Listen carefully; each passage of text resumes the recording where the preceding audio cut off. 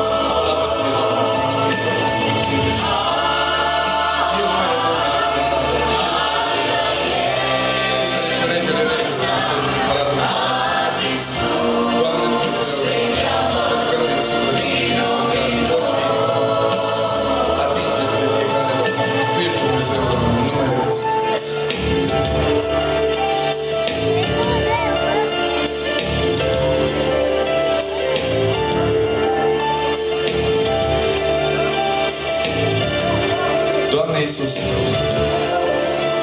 ne întoarcem ca să-ți mulțumim. Îți mulțumim pentru după masa asta de har. Îți mulțumim că ai venit încă o dată în ajut, Doamne. Îți mulțumim că iubești acești oameni, Doamne. Că iubești oamenii din împrejurimile acestui oraș, Doamne. Doamne, îți mulțumesc că ți-ai deschis inima ca să primești aceste suflete, Doamne. Îți mulțumesc că le-ai scris numele în cartea vieții, Doamne. Pentru că Tu ești Domnul și Mântuitorul lor personal, Doamne.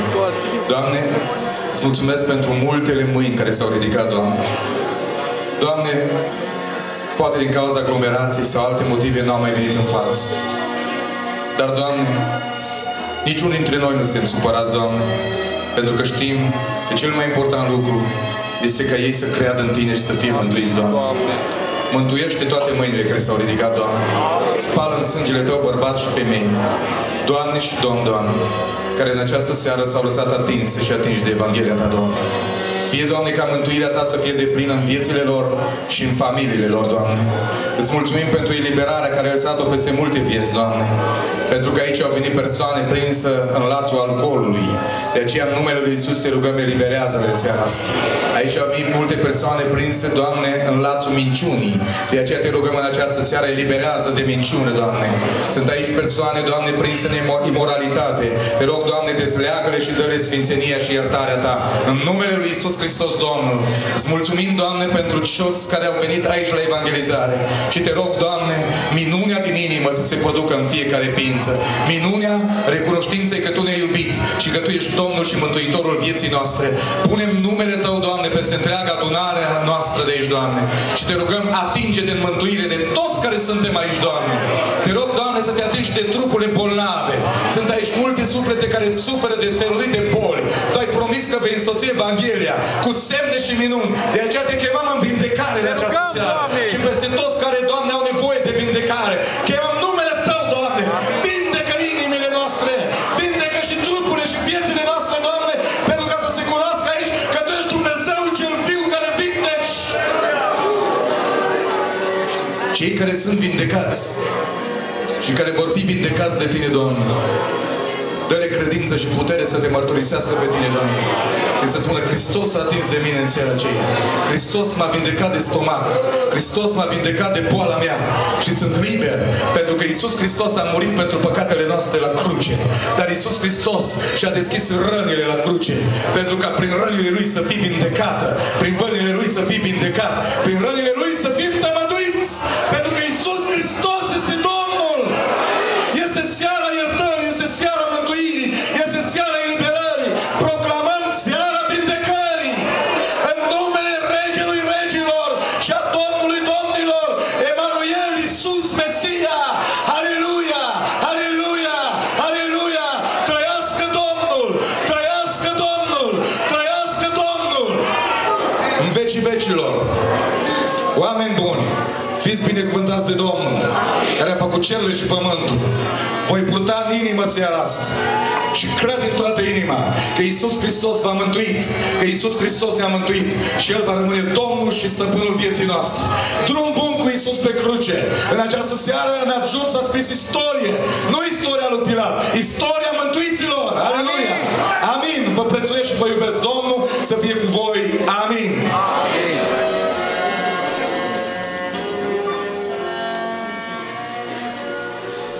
Vă invit respectuos să reocupați locurile. Pentru